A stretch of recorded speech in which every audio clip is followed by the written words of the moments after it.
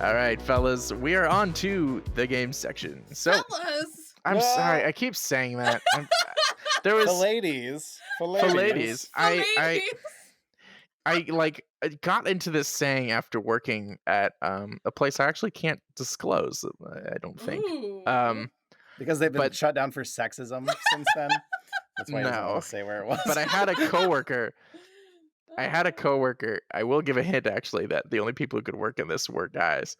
Was this like a strip club? No. Victorio's secret. Victoria's Secret. Men's lingerie.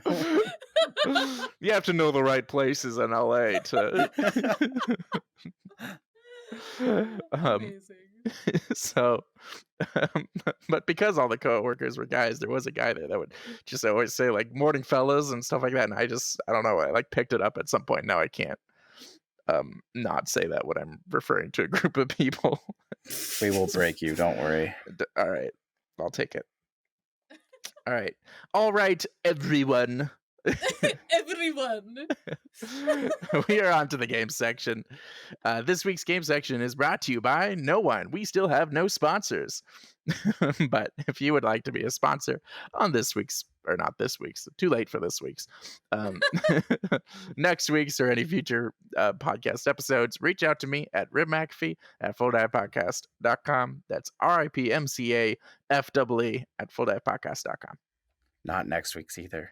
No, You're 2 weeks out now, people, if you want to get on this podcast. Yeah, for that's Better true. get on it. Get on it. All right. So tell us what you've been playing a lot of, Rip. I have been playing a lot of Onwards. So I hinted at last week that I have, well, not really hinted at, I just said that I had joined a quote pro team. I'm going to say it's more competitive because the prize pool is only like $1,400 or $1,500, which to me doesn't really mean pro. Like you're not making a living on this. That $1,500 then has to be split between at least 5 people. So that's for like what, 2 seasons a year. That's nothing.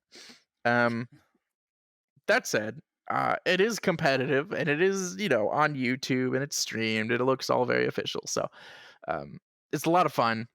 I've joined one of these. I joined a rookie team, did well enough that some fool thought I would always do that well. And big mistake. And recruited me to a quote pro team. When I say that fast enough, it sounds like I'm saying quo pro. A quo pro team. And that's been pretty sweet. We're as of Monday, which was 2 days ago, we have officially entered the tournament season. We're gonna have our first game Sunday, I believe. So by the time this podcast goes out, you will hopefully have heard about it and can 2 days from this podcast release, watch it. And I think it's going to be streamed. I'm pretty certain it's going to be streamed, but if not, it'll be on YouTube. Look for, well, actually, we're still working out the players. So there's a possibility I will be on reserves as opposed to the starter team. So maybe I won't be there. I'll join the Discord channel, guys, and you'll find out. I'll put information out. So I've been practicing, been running scrims, been getting my ass kicked, been kicking others' asses less often, and it's been fun. Oh gosh! Oh crap! I was like, "Whoa, are you flying around?" He got so excited, he jumped out of his chair. I can't wait. So all you sports fans that can't watch sports right now, that's the perfect thing to watch. Okay, I'm actually low-key excited that F1 is going to be starting out. For anyone that's also an F1 fan, kind of niche, especially for an American. Yes, that is exciting for you. Yay. We've talked about Onward before, but for Nat, who wasn't here, I mean, it's probably, would you say it's the most intense military sim shooter? Like, because you played kind of all of them. Is it like the most real as far as killing people, shooting people? Like, I what would mean, you say? if you're talking VR shooters, it's a pretty small market. So, you know, no, not her pillow. Did you just ask Yeah, if you it's can't the really most toss real them. for killing and shooting Just put it on the people? ground. Yes, I did. This is Do you getting know what it's complicated. like to really kill and shoot people? He I'm plays concerned. airsoft, so he knows exactly what it's Oh, that's like. true. Yeah, Oh my god. he gets it. Um, that said, while I don't know what it's like to kill people, I know what it is like to shoot them with airsoft guns. And I do not intend to learn what the former is like. That's Um, good. I'm there for this sport of playing against others, not for yeah. Jesus. And for getting out the dark Not urges. for being a murder simulator. Yeah. That's good. Yeah, no, I'm there for the teamwork. I'm there for the, all the, it's fun to like learn to like work as a team, peek corners, watch angles, all that stuff. That's really cool to me. So, yeah, Onward is definitely the thing about once you get into pro level is it loses a lot of that sort of feeling of it being a mill sim for some reason. Well, not for some reason. I know why.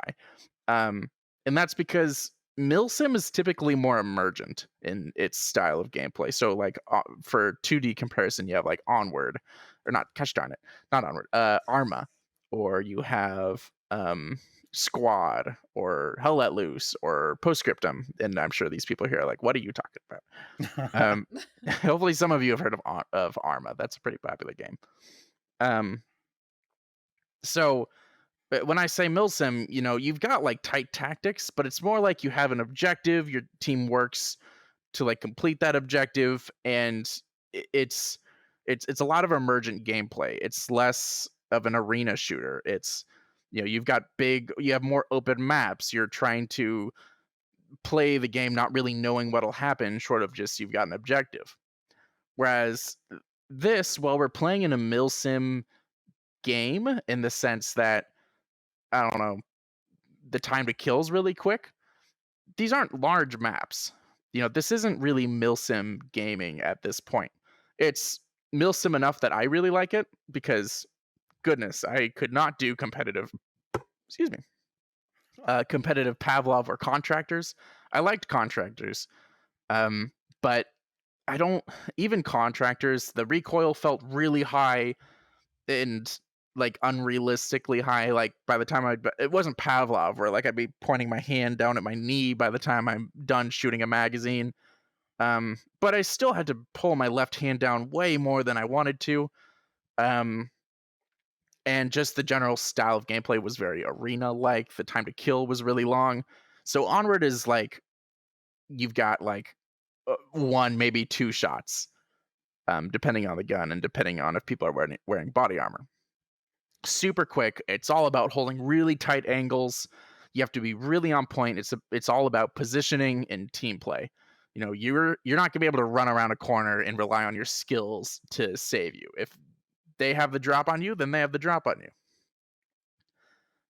And competitive play just brings that to a whole nother level because these people know these maps like the back of their hand. And that's why, like, even me with years of airsoft experience, like I can hop into an Onward public match and do pretty decently. And I can even hop into like the rookie boot camp, which is against other people who haven't really played as much competitive games, and I was able to do decently. I wasn't able to play in the tourney because of stuff, but that's another story. But man, once you get into this, like playing against the other pro teams, these guys know these maps so well that my skills only take me so far. I still got to know all these angles, and I have to learn the meta for this game. So I still prefer this over, like, I still enjoy this, even though I'm more of a milsim person. Like, if there was more of I I wish that there was a version of this game that was more milsim, was more like Squad or Arma, where you had really big maps and you could really like create your own objectives and was a little bit more sandbox like as opposed to arena ish. Because as quick as the time to kill is on Onward, it still at the end of the day plays like a really quick time to kill arena shooter because the maps are small and there's not like a whole lot of gadgets you have at your disposal, and it's only 5v5. It's not quite milsim. Sorry, I went a There's while on that.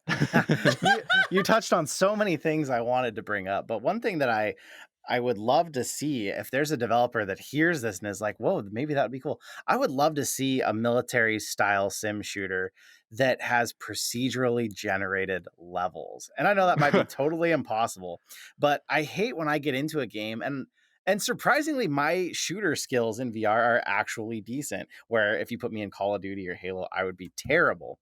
But it's because VR can translate a bit more, I think, to some real life experience I have.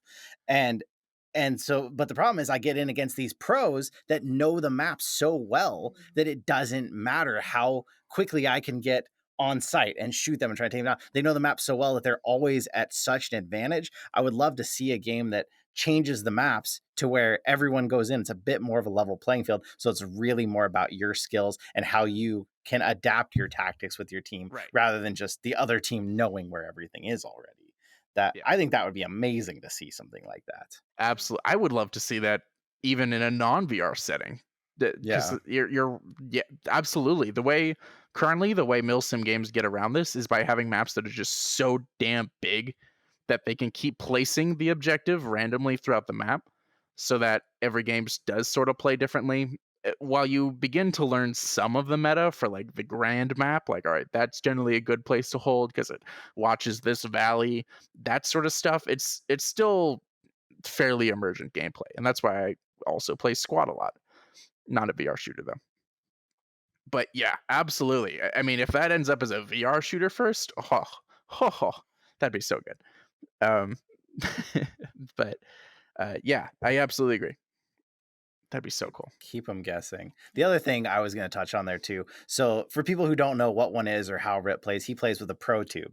So to give you more of a tactile feel of like you're holding a gun, your controllers have these magnets on them and they hook into an actual bar. So instead of like when I play a game and I'm just holding my hands in the air trying to lock them about in the approximate position, he gets to actually lock them into this bar. But that makes it more noticeable, I think, when you're playing a game that has horribly fake recoil, because you're actually pulling your bar down and essentially it might be messing with your rear controller. Where for me, I can keep my right hand locked no matter what. And no matter how far I'm pulling my left hand down to compensate for recoil, my right hand never changes angle. So I can see where that would be even more frustrating for him, especially in the games like Contractors, where I didn't notice in Contractors and Pavlov, it drove me crazy. But that's a factor that can really change it too if you're playing with something like that, which I want to get one. I just haven't done it yet. Yeah, that sounds cool. Well, you picked up Onward. You should absolutely play it with us. That'd be super fun. Yeah, but you're spot on. Your estimation is absolutely correct, because it's one thing to feel like you're having to just drag one hand down. It's another thing to feel like you have like I have a stock to add realism to it. I can, lock the controllers in place, and I have 3 points of contract: one hand, second hand, and my shoulder. And it's really secure. I can aim solidly and everything's very stable. And it a lot of my real life skills translate a lot better in that scenario. But the moment there's unrealistic recoil, it means I'm like pointing my it's this disconnect between feeling like I'm pulling my like pointing at the ground with my two hands while my gun's still pointing straight. Like I'm sure that doesn't even sound like remotely fun, and it isn't. Yeah, that sounds awful. We need an aim controller. that was the thing on the PS4, the aim control, having that physical feeling of holding it. It's so good. The aim controller is pretty sweet. Yeah, we need something more like that. Well, as far as kind of on the military sim things, I decided to go back and play. I'm so mad Adam's not here, because I was going to call him a nerd. So sad. And I was going to blame him for this because he has been going on and on about IL-2, some crazy plane war game. It's World War II. Plane sim. Oh yeah. He's been talking about that. And so I was like, I want to dust off the HOTAS and get it back in, because I've told you before on the podcast, I am not into flight simulator games whatsoever. I don't care about that crap at all when it comes to playing it on a monitor. But when I get in VR, all of a sudden it's so different. You feel like you're actually in this plane. You use the HOTAS joystick and it feels so real. So I wanted to get back in and play some Ace Combat 7 is currently the only one I have on PSVR. But you don't get to play the whole game, you just get to play a few missions, but it is so cool. It has VR support? For 3 VR specific missions, yes. Oh.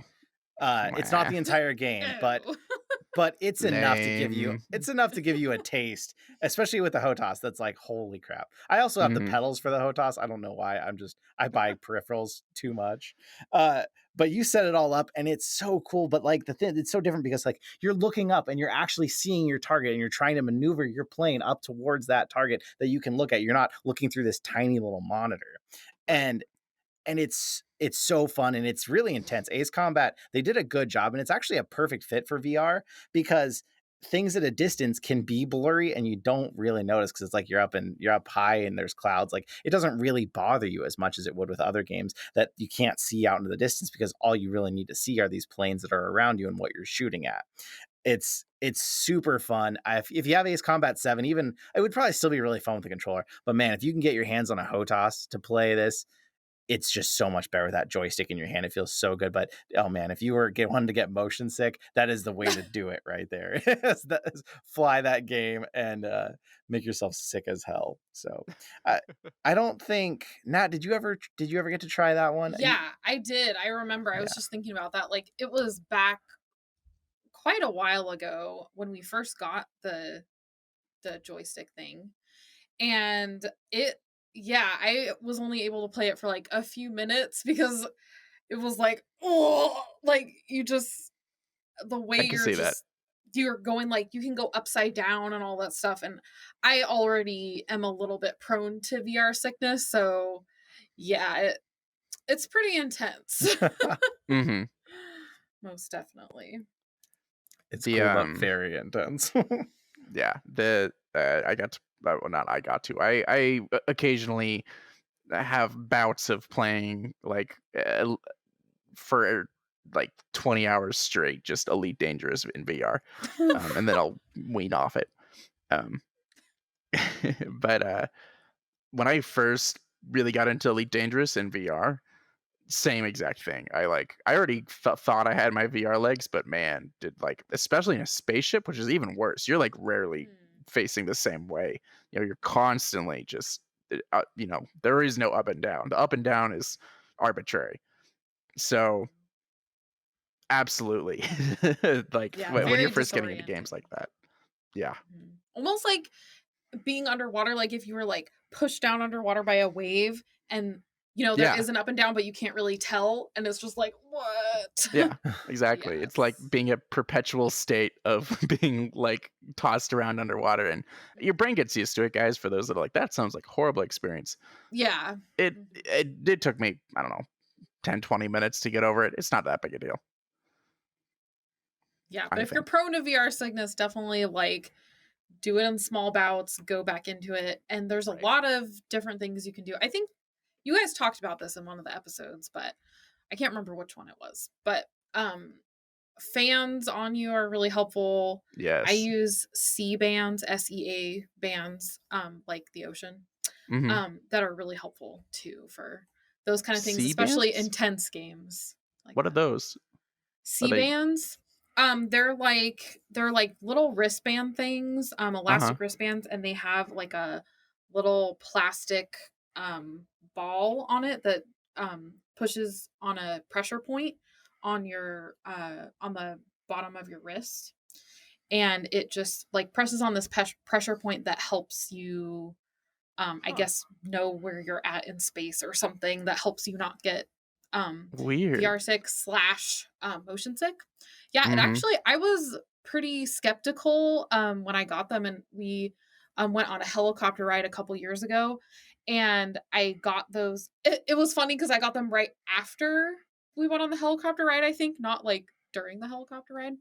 But I used them when we had gone on like a boat, and I get pretty motion sick on planes, and it helped with that, and it helps with VR. So I don't know why, but it is really helpful. So Yeah. that's a little trick for people if you get VR sick. Well, like And even go ahead. well, I was gonna say to those of you out there who are hearing that and are like, "Oh, snake oil, placebo effect." Like, dude, I don't understand the hate of placebo effects. If it's an effect and it makes me Right. feel better, I don't care if it's fake. I don't care if someone gave Right. me a sugar pill and said, "This is gonna cure your headache," and it cured my headache. I don't care if it cured my headache because it was a psychosomatic thing. If it worked, it worked. So I'm Yeah. okay Right. with it. And I was actually really skeptical when I was like, whatever, like this seems kind of dumb, but I figured I'd try it anyway. And um, if I was skeptical and it worked, I feel like that's pretty good. So it's Right. worth a try. They're pretty cheap. You can find them on Hmm. Amazon, I think, Yep. for like less than Right. $10 or around $10 or something like that. And this when we say it's like a placebo thing, well, VR sickness in itself is a bit of a placebo thing. It's a mental issue of your brain going, I can't figure out why I'm seeing the world moving, but the body is saying everything's still not moving. Right. It's Yep. that It's true. disconnect. So if you have something, even it doesn't matter if you've got your own weird thing to get over it. It's just a Yeah. tool to help the brain go, okay, things are fine. The world isn't going crazy, and I'm going to keep playing this game. Yeah. That's right. It's Shut up, totally brain. true. And we all call it motion sickness, which actually kind of adds to the problem. It's not. Motion Yeah. sickness is when your body's being shaken, your inner ear gets shaken, and that makes you feel sick. That is a physical reaction.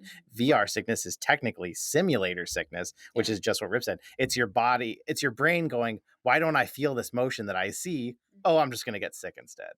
Right. It's not fun. Yeah.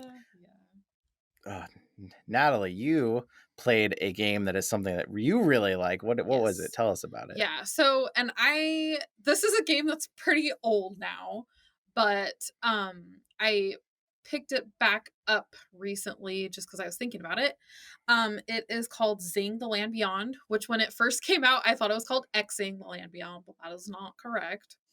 And it originally was on PC only, and that's before we had a PC VR. And so it came out later on PlayStation VR. And I was really excited about it and kind of kept on the news about it. And the developer is White Lotus. And I remember like looking up all the news things, waiting for it to come out on PSVR. And they worked really hard to really optimize it for the PlayStation VR release because PlayStation's so different than PC. So they had like times where it was supposed to come out and then it was like, oh, it's delayed. But it was totally worth it. It's such a gorgeous game. And I have not finished it yet because I like picked it up, did it for a little bit, played some other games. There are just so many games that we have.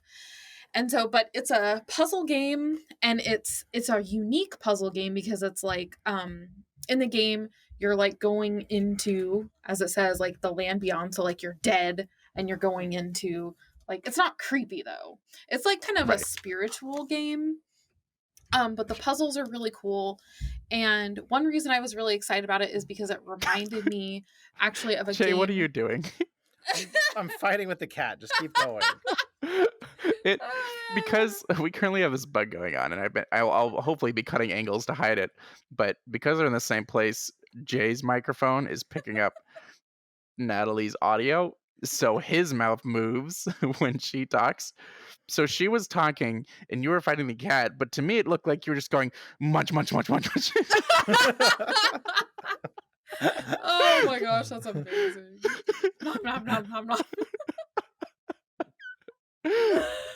Oh, These are that's things you're great. all missing if you're not watching the YouTube channel. So Exactly. make sure you stop It is in. really fun to watch it on YouTube, actually. It's really cool.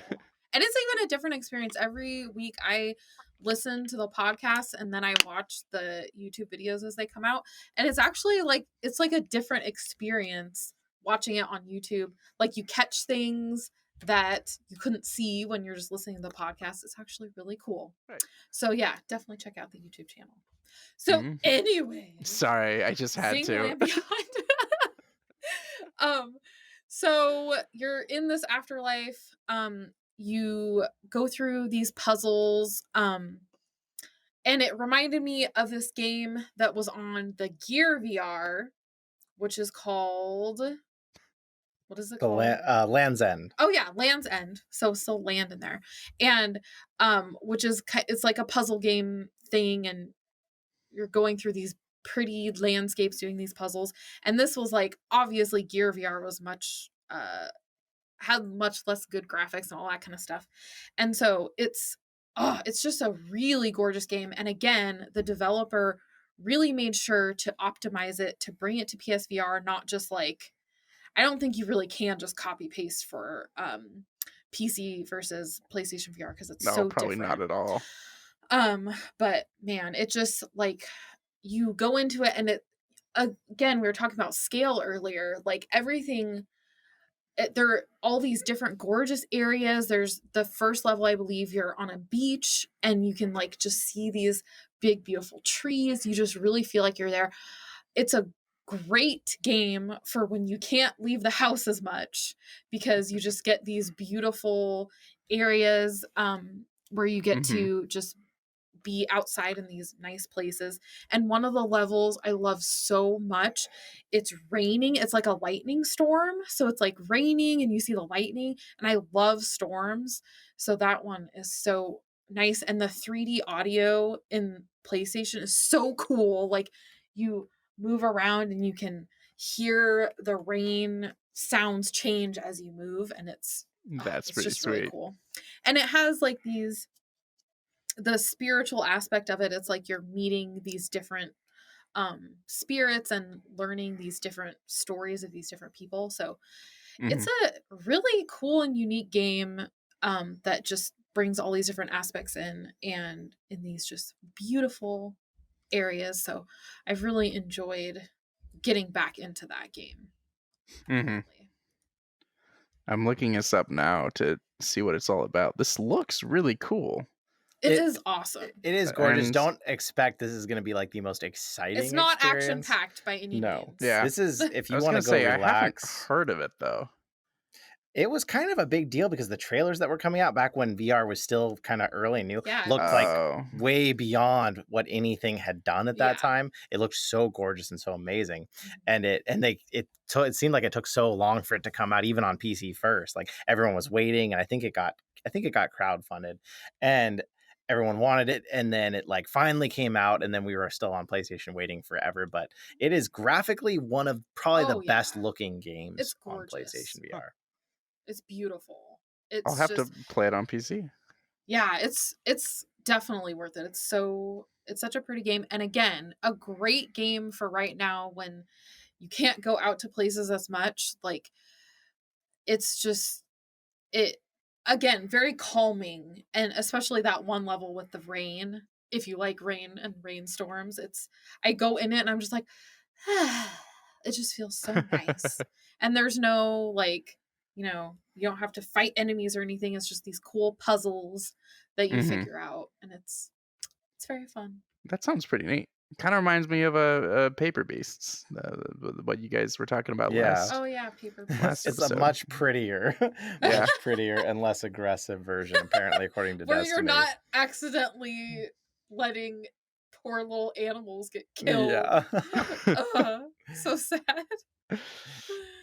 It's Oh one my of yes, those goodness. games sounds that good. also reminds you like VR can be more than shooters and Yes. Right. action. Like it can take you on a journey and an Yeah. experience that's just beautiful and breathtaking. Where a video game can kind of do that, but there still needs to be like a game like Journey. There still needs to be some sort of like narrative and stuff. VR can just be so breathtaking that the game can actually be really simplistic and still make you have an emotional reaction, which is Right. amazing. Just exploring a castle can be cool in VR. Yeah. Yes. So yeah, I know. Yeah, it's why Google Earth VR is Yes. one of the more fun, more breathtaking games because it's not even really a game, but it's just such a Yeah. cool experience. VR. Absolutely. VR, the future. Get in the game. Get- That's what it felt like you were gonna say. No. VR. Get in the game. No. EA Sports. It's in the game. All right.